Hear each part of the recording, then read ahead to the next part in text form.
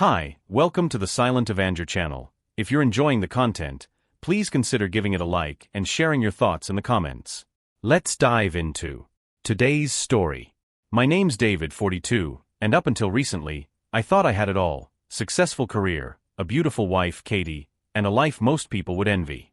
But now it feels like my entire world's been flipped upside down.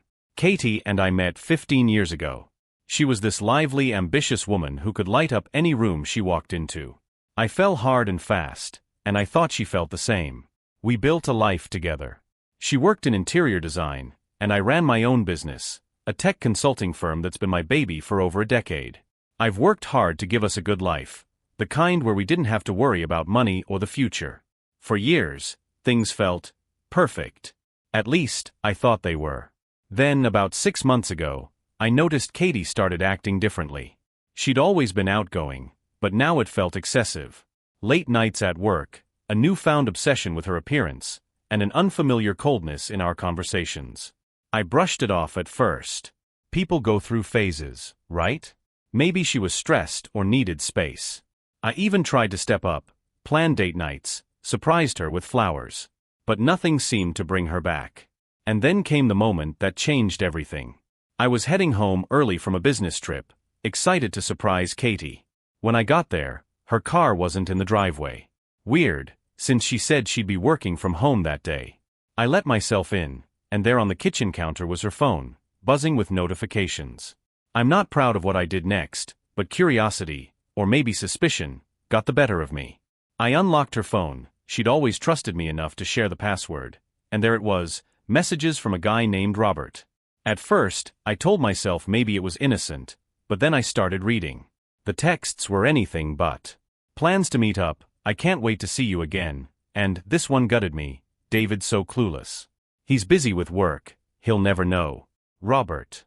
A name I hadn't heard her mention once. A quick search online told me he was a real estate agent in town. I felt like the ground was crumbling under me. My wife of 12 years was having an affair. The worst part? I couldn't even confront her right away. She came home that evening like nothing had happened, kissed me on the cheek, and asked how my trip went. I didn't say anything. Not yet. That night, as she slept beside me, I stared at the ceiling, replaying every moment of our marriage in my head. The red flags I'd ignored, the times I'd convinced myself that everything was fine. I realized I didn't just feel betrayed, I felt humiliated. She was lying to me, making me look like a fool, and I couldn't let it slide. So I did what any self-respecting man in my position would do. I started planning. After that night, I knew I couldn't just confront Katie without proof. Not because I doubted what I saw on her phone, her messages with Robert were clear enough, but because I needed more. I needed to know how long this had been going on, how deep it ran, and most importantly, what kind of person I was truly dealing with. The first step was hiring a private investigator. Enter Rebecca. She came highly recommended, a sharp, no-nonsense type who assured me she'd get the answers I needed. When we met, I laid everything out: the texts, Katie's recent behavior, Robert's name. Rebecca listened, took notes, and told me to sit tight. "Give me a few weeks," she said. "You'll have everything you need." In the meantime, I had to act normal. It was harder than I thought. Every time Katie walked into the room, every time she smiled at me like we were still the same couple we'd always been, it felt like a slap in the face. But I played along. I couldn't risk tipping her off. Rebecca worked fast. Within a week, she sent me photos: Katie and Robert meeting at a fancy hotel downtown, walking hand in hand like a couple of love-struck teenagers. I stared at those pictures for hours, my blood boiling with every glance. But it wasn't just the affair Rebecca uncovered. Apparently, Robert wasn't just a sleazy real estate agent, he was also a shady businessman. Rebecca found evidence of him cutting corners on deals, pressuring clients into unfair contracts, and pocketing money where he shouldn't have. Katie? She was complicit. There were emails from her work account, conversations where she'd agreed to help him fix up a few properties in ways that sounded unethical at best. My wife wasn't just cheating on me. She was helping this guy run a scam. It was around this time that I stopped feeling sad. The heartbreak was there, sure, but anger was taking over. How dare they? How dare she? The woman I'd loved, trusted, and built a life with wasn't just lying to me, She was actively tearing down the values I'd built my life around. Rebecca gave me a choice. You've got enough to confront her now, or we can keep digging. Up to you. I told her to keep going. I wanted to know everything. Every single dirty secret they'd tried to hide. If I was going to do this, I wasn't going to leave any room for doubt. And while Rebecca dug deeper, I started making my own plans. I knew I couldn't just expose Katie and Robert and walk away. That would have been too easy for them. I needed to make sure their actions had consequences, real ones. Financial, legal, social. I wanted to burn down everything they'd built together and leave them with nothing but ashes. Step 1. Securing my assets. I quietly met with my lawyer, explaining the situation in as much detail as I could without letting on about the revenge part. He advised me to start separating our finances immediately. Joint accounts? I moved most of the money into my own name. The house? That was in my name too, but I double-checked to ensure Katie couldn't claim more than she was entitled to in a divorce. Step 2. Networking. Over the years, I'd built a lot of connections in the business world. People who owed me favors or had always respected my work. I started reaching out, casually asking about Robert's reputation. Turns out, I wasn't the only one who didn't trust him. His name came up more than once in conversations about bad deals and sketchy behavior. I realized I had more power than I thought. If I played this right, I could not only expose Katie and Robert for what they'd done, but also ensure they'd have nowhere to land when the dust settled. The hardest part of all of this? Pretending like everything was fine. Katie had no idea what was coming. Every night, we'd sit at the dinner table like nothing had changed. She'd talk about her day, ask about mine, sometimes even complain about the stress at work. I'd nod along, biting my tongue so hard it practically bled. But inside? Inside, I was counting down the days until her world came crashing down. The day I got the full report from Rebecca felt like a turning point. Sitting in my office, I opened the file she'd emailed me. Inside was everything: photos, emails, bank records, and transcripts of conversations. It wasn't just proof of their affair, it was a full-blown dossier on their criminal activities.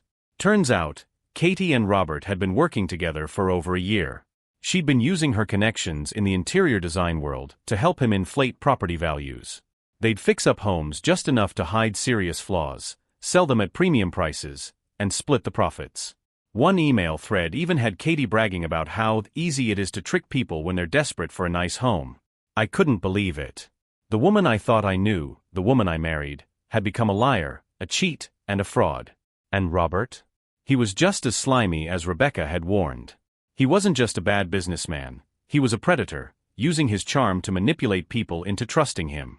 Rebecca didn't sugarcoat things when we met to discuss the findings.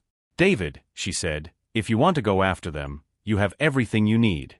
But this isn't just a divorce situation anymore. We're talking criminal charges. Are you ready for that?" I didn't even hesitate. "I'm ready." The first step was subtle. I leaked bits of information about Robert's business dealings to a few key players in the real estate world, people who had the power to make his life very difficult. Within days, word started spreading that Robert wasn't as trustworthy as he claimed to be. A couple of deals fell through. One of his clients demanded a refund. The cracks were forming, and I was just getting started. At home, Katie seemed oblivious. She'd been on her phone more than usual, which I guessed was her keeping tabs on Robert. Meanwhile, I started making plans for a more direct confrontation. I wanted to catch her off guard, force her to face the reality of what she'd done. The opportunity came sooner than I expected. One evening, Katie announced she had to attend a work dinner. The timing was too perfect. Rebecca had already told me about a reservation Robert had made at a swanky restaurant downtown. I followed her. Sitting in the back corner of the restaurant, Katie and Robert looked like a happy couple. They were laughing, leaning in close, completely unaware of the storm brewing around them. I stayed long enough to snap a few photos, then left before they could spot me. That night, I didn't sleep. I couldn't. My mind raced with plans for what was next. I wasn't just going to confront Katie, I was going to make sure she and Robert had nowhere to hide. The next morning, I called Amanda Pierce. Amanda was a designer I'd worked with on a few projects in the past. She was talented, driven, and most importantly, she'd had her own messy run-in with Robert a few years back. He'd tried to cheat her out of a commission, and she'd never forgiven him. Amanda and I met for coffee that afternoon. I laid everything out: Katie's affair, the fraud, my plan to expose them. At first, she just listened, her expression shifting between anger and disbelief. When I finished, she leaned back in her chair and crossed her arms. "So what's the endgame here, David?" she asked. "I want to rebuild," I said. "Take what they tried to destroy and turn it into something better. Something honest. I can't do it alone, though. I need someone I can trust." Amanda didn't hesitate. "I'm in." With Amanda on board, the pieces started falling into place. I began drafting a plan to expose Katie and Robert publicly, ensuring their reputations, and their careers, would never recover. At the same time, Amanda and I started brainstorming ideas for a new real estate business. Something innovative, ethical, and completely different from the schemes Katie and Robert had been running. The idea of building something new gave me hope. For the first time in weeks, I felt like I had a future worth fighting for. But first, I had to finish what I started. Katie and Robert needed to face the consequences of their actions. And I was going to make sure they did. 2 weeks later, I was ready. Every piece was in place, every detail ironed out. It wasn't just about exposing Katie and Robert, it was about making sure there was no way for them to talk their way out of it. That Friday evening, Katie came home from work, as she called it, looking a little too put together for someone who'd been at the office all day. I was sitting at the dining table, the file Rebecca had compiled spread out in front of me. She froze the second she walked in and saw me. "David? What's all this?" she asked, trying to sound casual, but her voice wavered. I gestured to the chair across from me. "Sit down." She hesitated, her eyes darting to the papers on the table, then back to me. Slowly, she sat, crossing her arms like she was already on the defensive. "Where were you tonight, Katie?" I asked, keeping my tone calm. "At work, like I told you," she said, not missing a beat. I reached into the file and slid a photo across the table, one of her and Robert at the restaurant. Her face drained of color. "Still going to stick with that story?" I asked. For a moment, she just stared at the photo, her mouth opening and closing like she was searching for the right words. Then she tried to turn it on me. "Why were you following me?" "That's insane, David. You're invading my privacy." "Invading your privacy?" I laughed bitterly. "That's rich, coming from the woman who's been lying to me for over a year. Sleeping with him behind my back. Stealing from innocent people to fund your little scam." She flinched, but she didn't deny it. "That told me everything I needed to know." "I don't know what you're talking about," she finally said, but her voice was shaky. "Don't insult me, Katie. I've got everything: emails, bank records, photos. Rebecca's been very thorough." Her eyes widened at the mention of Rebecca, and she finally dropped the act. "David, listen, it's not what you think." "It's exactly what I think," I interrupted. "You and Robert have been running a con, using your job to cheat people out of their money. And let's not forget the part where you destroyed our marriage in the process." Katie's defenses crumbled then. She started crying, covering her face with her hands. But I didn't feel pity, not anymore. "Do you even understand what you've done?" I asked, my voice rising despite myself. "You didn't just betray me. You betrayed everything we built together. The life I worked so hard to give us." "I made a mistake," she sobbed. "David, please. I was stupid, and I didn't mean for it to go this far." "Too late for that," I said coldly. "This isn't just between us anymore. You've broken the law, Katie. And you're going to face the consequences." Her head snapped up at that, panic flooding her face. "What are you saying? Are you going to the police?" "That's part of it," I said. "But before I do, I'm giving you a choice." Her breath hitched. "What kind of choice?" "You're going to walk away," I said. "From me, from this house, from everything. You'll sign the divorce papers without a fight. And you'll come clean to everyone about what you've done. If you don't, I'll make sure the entire world knows the truth, starting with the authorities."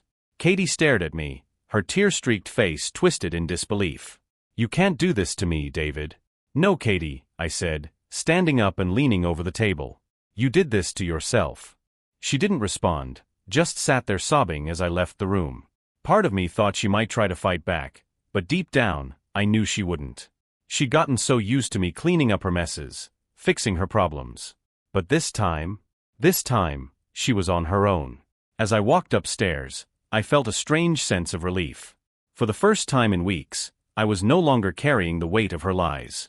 The end of our marriage wasn't just an ending, it was the beginning of something new. After confronting Katie, I shifted my focus to Robert. Taking him down wasn't just about revenge anymore, it was about justice. He wasn't just a homewrecker, he was a con artist, and the damage he'd done to his clients couldn't go unanswered. With Rebecca's help, I compiled a detailed report on Robert's fraudulent business practices. The plan was simple: release the information strategically to ensure maximum impact. But I didn't want to send it directly to the authorities just yet. I needed him to feel the walls closing in first. The first strike came in the form of anonymous tips to some of Robert's biggest clients. I forwarded emails and evidence of his shady deals to a couple of homeowners who'd purchased properties through him. Within days, the complaints started rolling in. Refund demands, threats of lawsuits, it was chaos. Next, I reached out to a journalist I knew, someone who specialized in uncovering real estate fraud. I handed over Rebecca's report, along with a carefully worded statement about my concerns regarding Robert's business ethics. The journalist was eager to run the story, especially once they started digging into Robert's past and found even more skeletons in his closet. The article hit the local papers 2 weeks later, complete with damning evidence and quotes from disgruntled clients. The headline read, "Real Estate Mogul Under Fire for Fraudulent Deals." Robert's picture was plastered on the front page, and the fallout was immediate. Clients started backing out of contracts. His business partners distanced themselves. Even his license came under review after several formal complaints were filed. Robert's reputation, the one he'd worked so hard to cultivate, was in shambles. But I wasn't done. Through Amanda, I learned about a high-profile project Robert had been vying for, a luxury condo development that could have revived his career if he landed it. I made a few calls, shared the article, and ensured the developers saw the risk in associating with him. By the time I was done, Robert wasn't just out of the running, he was blacklisted in the local real estate community. Katie, of course, had no idea I was behind any of this. She'd been staying with a friend since our confrontation, keeping a low profile as the storm unfolded. Occasionally, she'd text me, begging for another chance, but I never responded. One night, she called me, her voice shaky. "David, have you seen what's happening to Robert? His career is falling apart." "Can't say I'm surprised," I replied, keeping my tone neutral. You don't think someone's targeting him, do you?" she asked, almost as if she suspected me but didn't want to say it out loud. "If they are, it sounds like he had it coming," I said simply. There was a long pause. "I made a mistake, David," she whispered. "I'm so sorry for everything." It was the first time she'd apologized without trying to justify her actions, but it didn't matter. My heart had hardened, and I wasn't interested in her regret. "It's too late, Katie," I said. "You made your choices, and now you're living with the consequences. Just like Robert." She didn't call again after that. The final nail in Robert's coffin came a few weeks later when the journalist published a follow-up article, this time focusing on Katie's involvement in his schemes. Her name was mentioned alongside his, dragging her deeper into the mess. Katie tried to call me after the story broke, but I ignored her. I wasn't done yet. Not by a long shot. Katie's silence didn't last long. About a week after the article linking her to Robert's schemes came out, I got a call from her lawyer. They wanted to discuss terms for the divorce. I wasn't surprised. It was only a matter of time before she tried to salvage what she could. We met in a sleek conference room at my lawyer's office. Katie looked different. The confidence, the sharpness that used to define her, was gone. She was pale, tired, and jumpy, like someone who'd been running from a shadow they couldn't escape. She didn't look at me when she walked in, but I didn't care. This wasn't about reconnecting. It was about closing the book on this chapter of my life. Her lawyer, a smug-looking guy in his 40s, started with the usual pleasantries before diving into his pitch. "Katie's willing to agree to an amicable settlement. She's asking for the house, a portion of your savings, and—" I cut him off with a raised hand. "No." The lawyer blinked, clearly not expecting me to be so blunt. "Excuse me."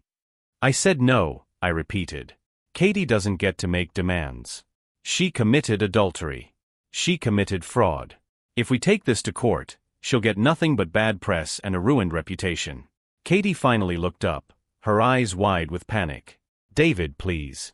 We don't need to fight about this." "I'm not fighting, Katie," I said, my voice calm but firm. I'm giving you an offer. 1. You sign the divorce papers as is, no demands, and I'll keep the evidence of your involvement in Robert's schemes out of court. You walk away with whatever dignity you have left. Her lawyer cleared his throat. This is highly irregular.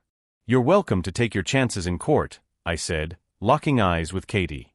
But if we go that route, I promise you'll lose more than just the house and the money. You'll lose everything. Katie's face crumpled, and she leaned over to whisper something to her lawyer. He frowned but nodded. We'll need some time to review the terms, he said, his tone clipped. You've got 48 hours, my lawyer interjected. After that, we file. Katie stood up abruptly, avoiding my gaze as she left the room with her lawyer. For a moment, I felt a pang of something, sympathy, maybe, or regret. But I pushed it down. She'd made her choices, and this was the fallout. 2 days later, her lawyer emailed to say they'd agreed to my terms. The divorce papers were signed and filed within the week. Katie got nothing but her personal belongings and a small lump sum to cover moving expenses. It was done. She was out of my life. Or so I thought. A few weeks later, I got a text from an unknown number. David, it's Katie. I need to talk to you. It's urgent.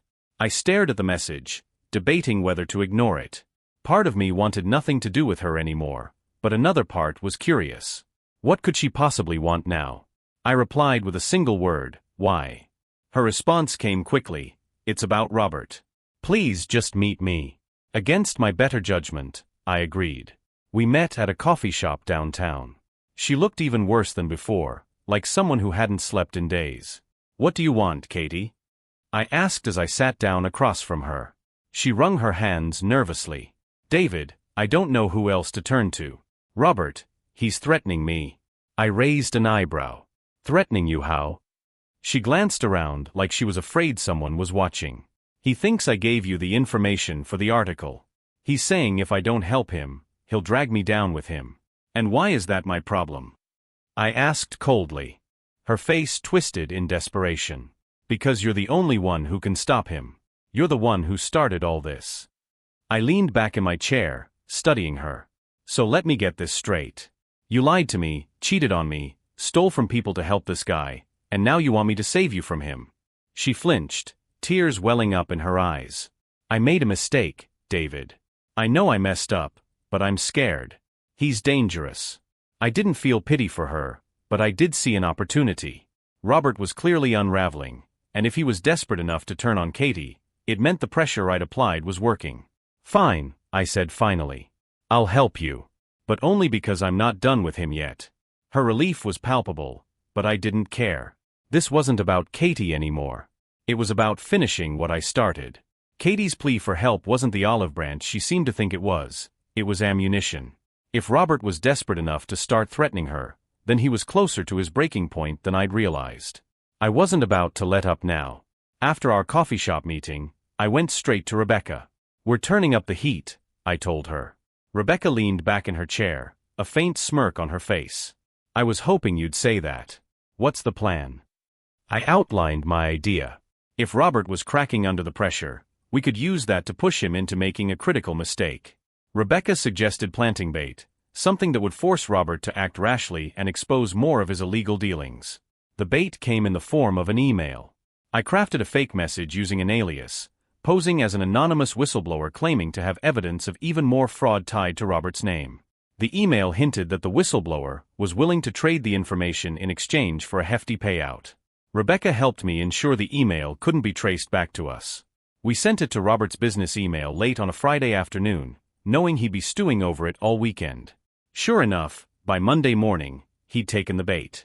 Robert emailed back, demanding proof of the allegations.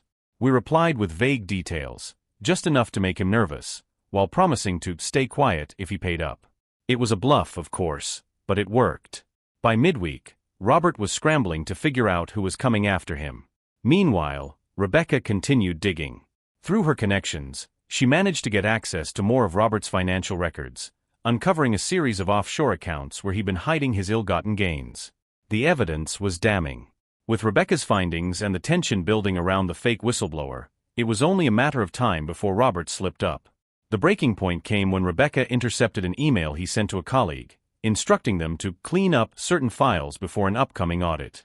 That email alone was enough to implicate him in obstruction of justice. But I didn't stop there. I forwarded the intercepted email to the journalist who'd written the original exposé.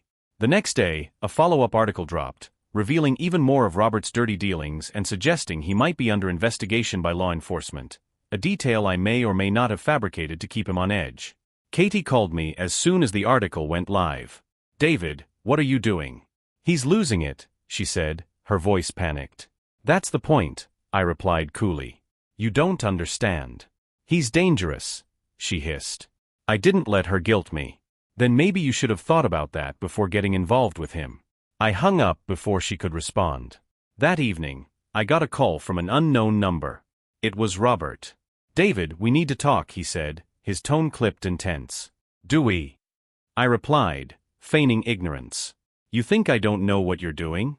You're trying to ruin me," he spat. I let a pause hang in the air before answering. "Ruin you? Robert, you've done that to yourself. You have no idea who you're messing with," he growled. "Neither do you," I said calmly. "But you will." I hung up, my heart racing. It was a gamble, provoking him like that, but I needed him rattled. The more desperate he got, the more likely he was to make a critical error. The next step was setting the trap. Rebecca reached out to a contact in law enforcement, tipping them off about the offshore accounts and the obstruction email. It wasn't enough for an arrest yet, but it was enough to get Robert on their radar. At the same time, I continued feeding the journalist new tidbits of information to keep the public pressure on him. Within days, Robert was cornered. He couldn't go to the police without incriminating himself, and he couldn't silence the whistleblower without risking exposure. And Katie? She was caught in the middle, a pawn in the very game she'd helped set in motion. The pieces were falling into place, but I knew the endgame was still ahead. The next week was chaos, and it was all by design. The pressure on Robert was mounting from every direction. Clients backing out of deals, legal inquiries about his business practices, and the persistent media coverage painting him as a conman on the verge of collapse. Katie called me again. I ignored her. Then she texted, "David, please. He's coming after me now. I'm scared." Scared? She had every right to be. She'd thrown her lot in with a predator, and now that he was cornered, he was lashing out. But my sympathy for Katie was limited. She'd chosen this path, and while I wasn't about to let Robert hurt her, I wasn't going to rescue her outright either. Rebecca sent me an update that made it clear we'd hit a nerve. Robert had been making frantic phone calls, trying to secure quick cash and call in favors.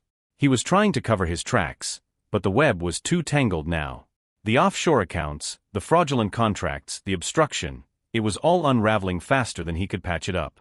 And then, just as I expected, Robert made his move. Late one night, Katie showed up at my door. She looked exhausted, hair disheveled, makeup smudged, her usual composure completely gone. "He knows, David," she said as soon as I opened the door. "Knows what?" I asked, feigning innocence. "About the whistleblower. He thinks it's me. He's been calling me non-stop, threatening me, saying he'll ruin me if I don't help him." Her voice was trembling, and for the first time, I saw genuine fear in her eyes. "Let him try," I said coldly. Katie stepped closer, her voice dropping to a whisper. "You don't get it. He's desperate, David. He said if I don't help him, he'll expose everything about us. Our marriage, the affair, everything." I let her words hang in the air, studying her. She wasn't just scared, she was broken. Robert had played her, just like he'd played everyone else. "And what exactly do you expect me to do about it?" I asked, crossing my arms. Her eyes filled with tears. "I don't know. You're the one who started all this. You're the only one who can stop it." I leaned against the doorframe, keeping my voice calm. "Let me be clear, Katie. I didn't start this. You and Robert did. You lied, you cheated, and you stole.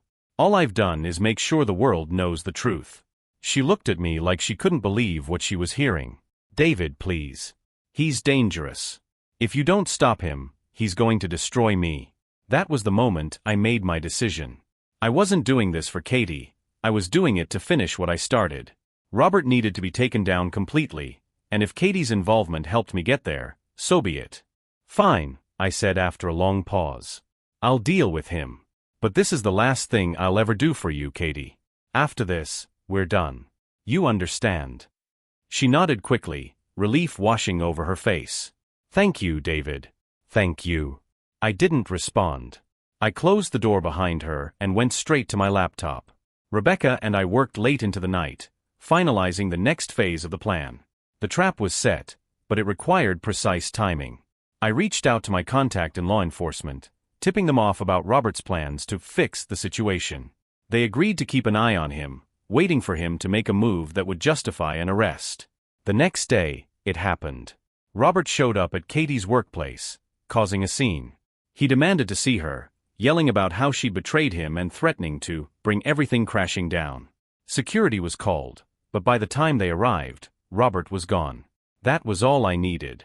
I forwarded the incident report to my contact, along with the evidence Rebecca had collected about his offshore accounts and obstruction attempts.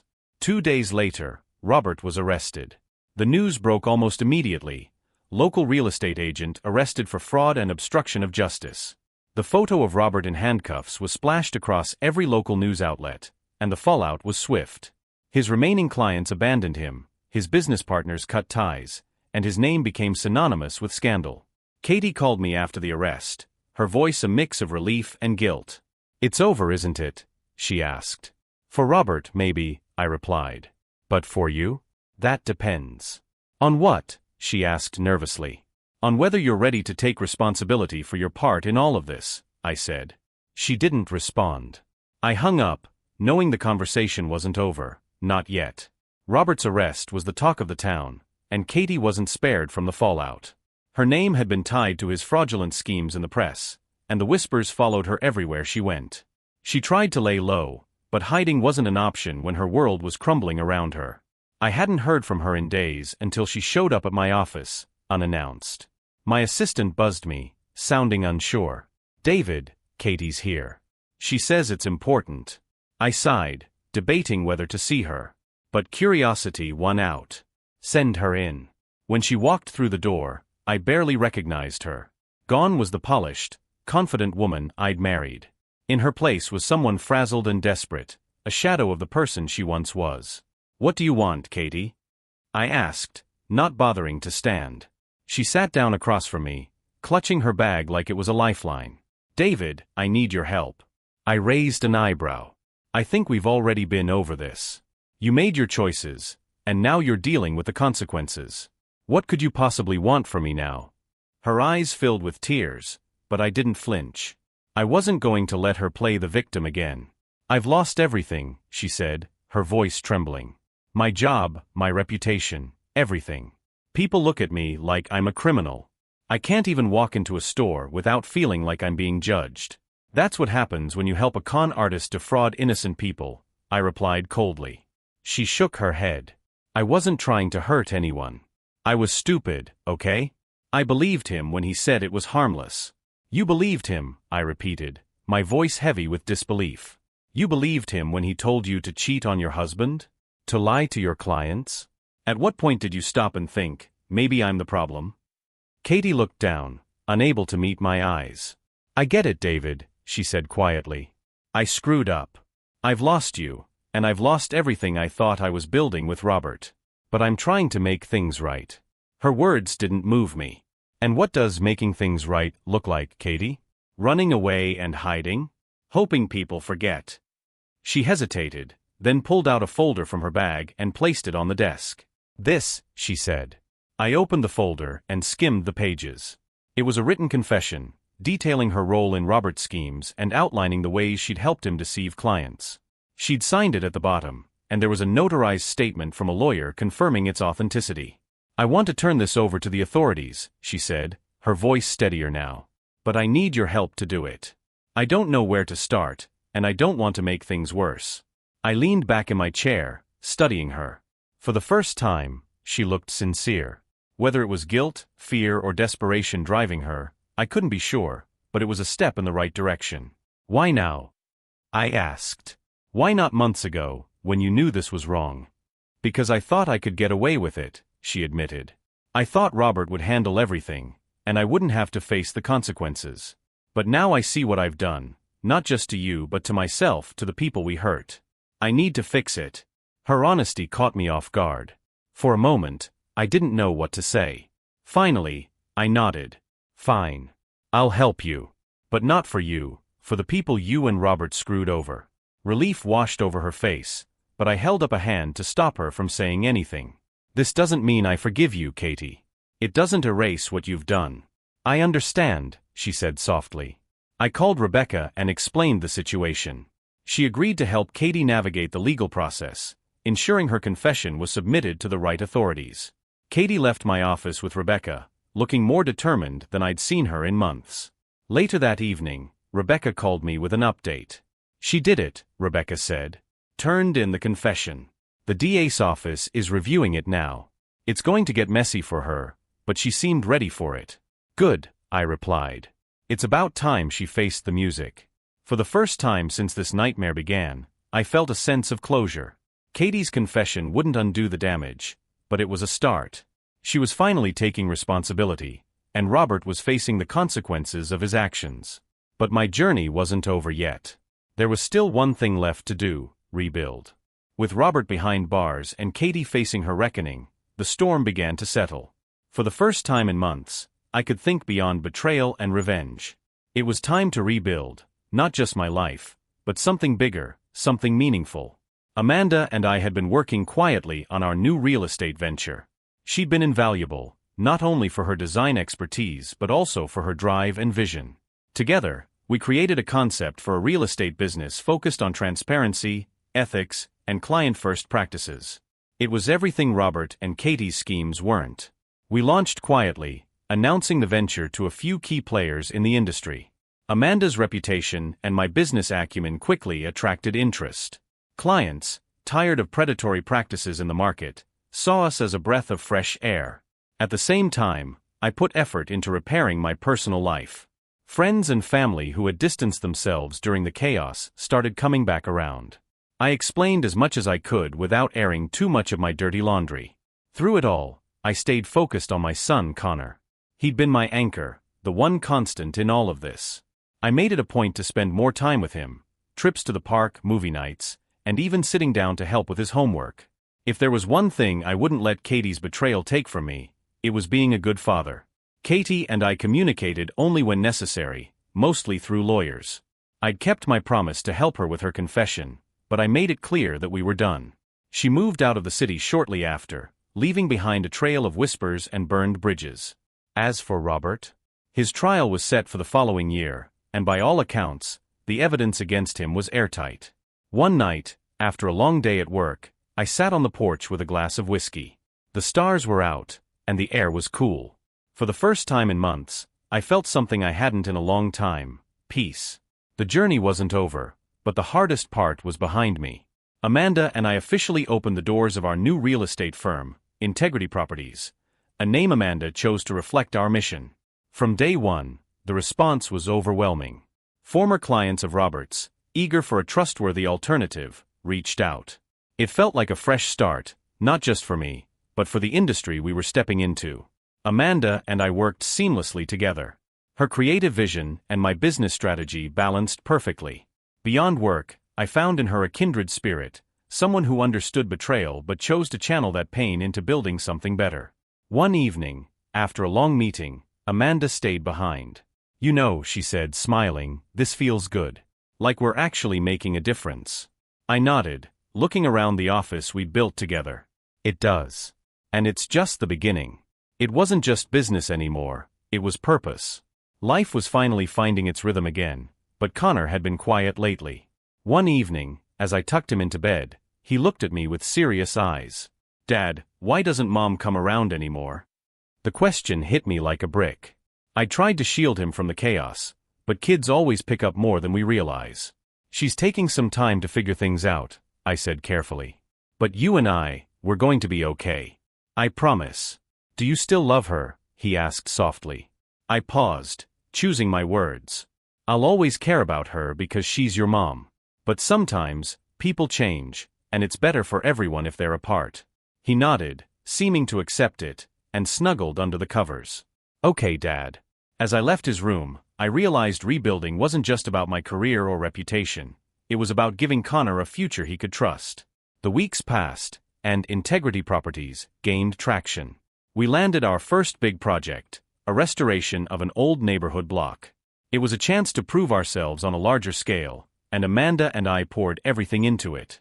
One day, after reviewing designs, Amanda leaned back in her chair, grinning. "David, we're really doing this. Can you believe it?"